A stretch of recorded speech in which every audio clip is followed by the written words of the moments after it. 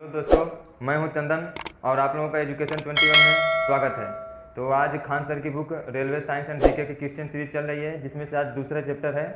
दूसरे चैप्टर में work, energy and power, ये 3 टॉपिक हैं। दूसरे चैप्टर का नाम मैकेनिक्स है। तो आज उसमें से हम वर्क टॉपिक चालू कर रहे हैं, जिसमें से 70 या 76 क्वेश्चन हैं। तो आज पहला क्वेश्चन चालू करते हैं, पहला पार्ट।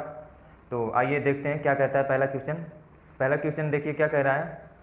कह रहा है कि निम्नलिखित में से किसमें केवल परिमाण होता है लेकिन दिशा नहीं होती है। ठीक, तो अदिश राशि का आप लोग जानते हैं, अदिश राशि में परिमाण होता है लेकिन दिशा नहीं होती है। ठीक, तो अब इसमें से तो अदिश राशि कोई ऑप्शन तो है नहीं। तो अब ये देखिए कि इसमें से अदिश राशि है कौन। संवेग हमारा सदिश राशि होता है, विस्थापन हमारा सदिश राशि होता है, बल हमारा सदिश राशि होता है, लेकिन कार्य हमारा अदिश राशि है। तो इस हिसाब से हमारा सी नंबर सही है।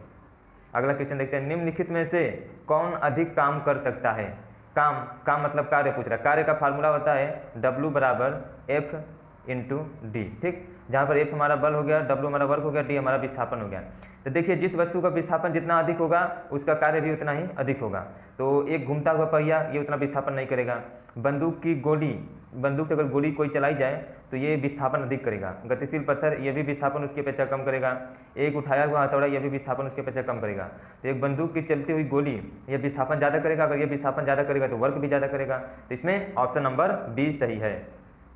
तीसरा नंबर क्वेश्चन देखते हैं, न्यूमेरिकल है। कह रहा है कि 20 न्यूटन का एक बल, यानी कि बल बोल रहा है, यानी कि F बराबर दिया है हमारा। F बराबर क्या कह रहा है 20 न्यूटन। ठीक, F बराबर क्या कह रहा है 20 न्यूटन।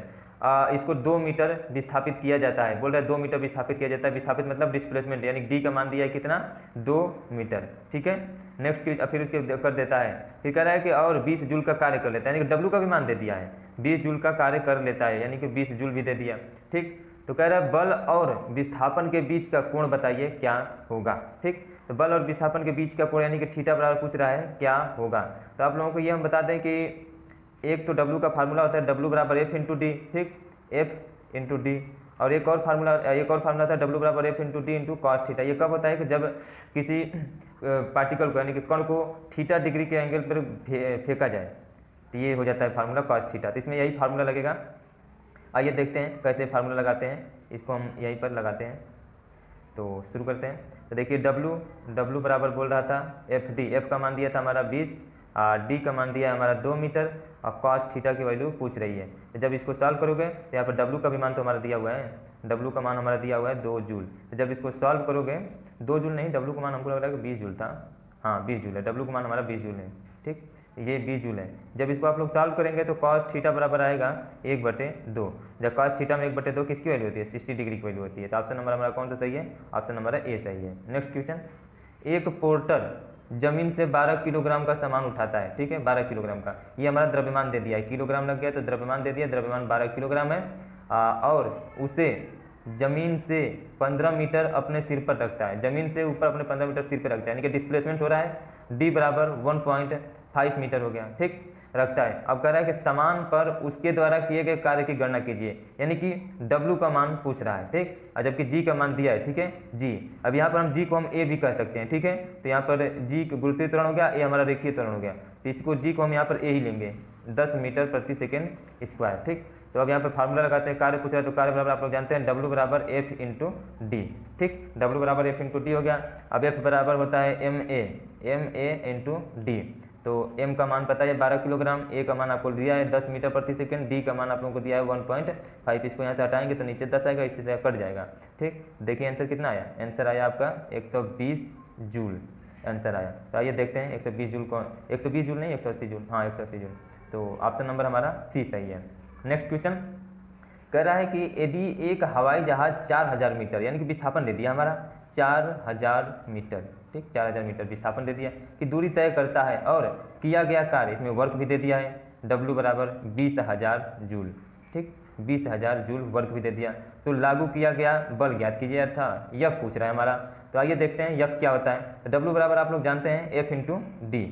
ठीक, तो इसको यहाँ से सॉल्व करेंगे तो W की वैल्यू कितनी दी है 20,000 जूल। ठीक, W की वैल्यू 20,000 जूल, F का मान पूछ रहा है, D का मान हमारा कितना दे दिया 4000। 3 जीरो से 3 जीरो गया, 4 5 20, F बराबर हमारा कितना आया 5 न्यूटन। ऑप्शन नंबर ए सही है। ठीक, नेक्स्ट क्वेश्चन देखते हैं। जमीन के ऊपर एक बिंदु पर किसी वस्तु की गुरुत्वीय स्थितिज ऊर्जा को डैश डैश में किए गए कार्य के रूप में परिभाषित किया जाता है।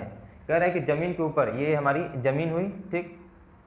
अब यहाँ पर ज़मीन के ऊपर एक बिंदी है, कह रहा है कि ज़मीन के ऊपर एक बिंदी पर किसी वस्तु की गुरुत्वीय स्थितिज ऊर्जा में, यहाँ से ऊपर जाते हैं तो नीचे से ऊपर जाते हैं तो एच बढ़ता है, एच का होता है। अगर नीचे से ऊपर हम किसी वस्तु को ले जाते हैं ऊंचाई पर तो स्थितिज ऊर्जा हमारी होती है वहाँ पे, तो यहाँ पर स्थितिज ऊर्जा हो रही है, यहाँ पर है।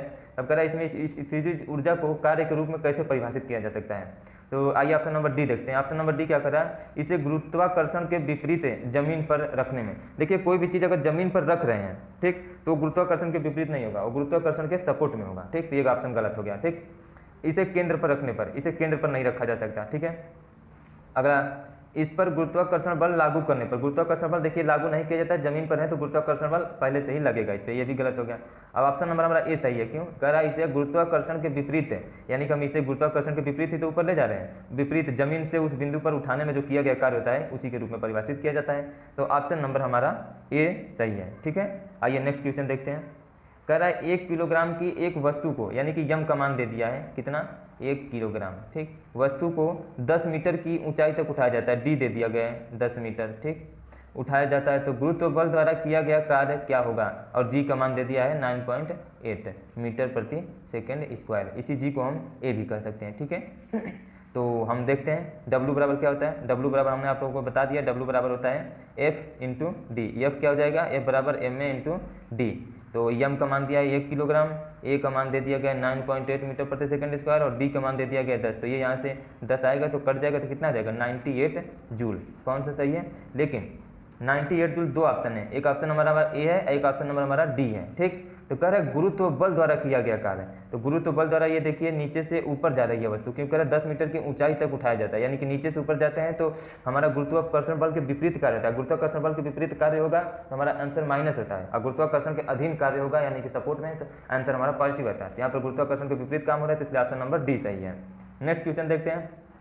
एक कुली जमीन से 20 किलोग्राम का सामान उठाता है, एम बराबर दिया है 20 किलोग्राम का सामान उठाता है और उसे जमीन से 2 मीटर अपने सर पर रखता है, यानी कि डी का मान दे दिया गया है 2 मीटर अपने सर पर रखता है। सामान पर उसके द्वारा किए गए काम की गणना कीजिए। सामान पर W का मान पूछ रहा है, जी का मान दे दिया गया, जी को हम यहाँ पर ए भी कह देते हैं 10 मीटर प्रति सेकेंड स्क्वायर। तो यहाँ से हम W बराबर देखे निकालते हैं, W बराबर F इंटू डी। W बराबर हो जाएगा हमारा F इंटू डी, तो F बराबर हमारा हो जाएगा MA इंटू डी। यम का मान दे दिया गया है हमारा 20 किलोग्राम, ए का मान दे दिया गया है 10, डी का मान दे दिया गया है 2, ठीक। तो 200 दूनी 400, यानी कितना हो गया 400 जूल हमारा आंसर हो गया। नेक्स्ट क्वेश्चन देखते हैं। जब कोई वस्तु बल की दिशा में 1 मीटर की दूरी तय करता है, बल की दिशा में, मीटर है, विस्थापन दे दिया गया आपको 1 मीटर, ठीक, और 1 न्यूटन का बल लगाते हैं, यानी कि F का मान दे दिया गया है, 1 न्यूटन का बल द्वारा चलती है, तो किए गए कार्य की गणना कीजिए, यानी कि W का मान पूछ रहा है। W क्या होगा, तो आप लोगों को पता है W बराबर होता है F इंटू डी। F का मान 1, D का मान 1, यानी कि कितना वर्क आया 1 जूल। ऑप्शन नंबर डी सही है, ठीक है, 1 जूल आया। नेक्स्ट क्वेश्चन 10 नंबर, यही हमारा लास्ट क्वेश्चन है। तो देखते हैं, 10 किलोग्राम वजन वाले सूटकेस को उठाकर एक प्लेटफार्म पर खड़े यात्री द्वारा किया गया कार्य क्या होगा। ये कोई यात्री है, ठीक, प्लेटफार्म पर खड़ा है और ये 10 किलोग्राम के सूटकेस को अपने सर पर उठाया हुआ है, ठीक है, अपने सर पर उठाया हुआ है, लेकिन विस्थापन तो कर नहीं रहा था। हमने बताया था कि W बराबर F इंटू डी होता है। अगर वस्तु में विस्थापन नहीं हो रहा है तो विस्थापन हमारा शून्य हो जाएगा, इसके शून्य होने की वजह से ये पूरा शून्य हो जाता है। अब पूरा शून्य हो जाएगा तो वर्क हमारा क्या हो जाएगा 0। इस क्वेश्चन में 10 किलोग्राम वजन वाले सूटकेस को उठाकर एक प्लेटफार्म पर खड़े यात्री खड़ा है स्थिर अवस्था में, बढ़ नहीं रहा है, विस्थापन नहीं हो रहा है, तो विस्थापन नहीं हो रहा है। अगर ये आगे बढ़ता था तो कहा जाता विस्थापन हो रहा है, लेकिन ये सूटकेस को उठा करके खड़ा है, तो जहाँ पर विस्थापन नहीं हो रहा है तो इस हिसाब से इसका आंसर बी हो जाएगा, क्योंकि इसमें वर्क 0 हो रही है। तो ऑप्शन नंबर बी सही है। तो आज की क्लास यहीं पर खत्म करते हैं। ओके, थैंक यू दोस्तों।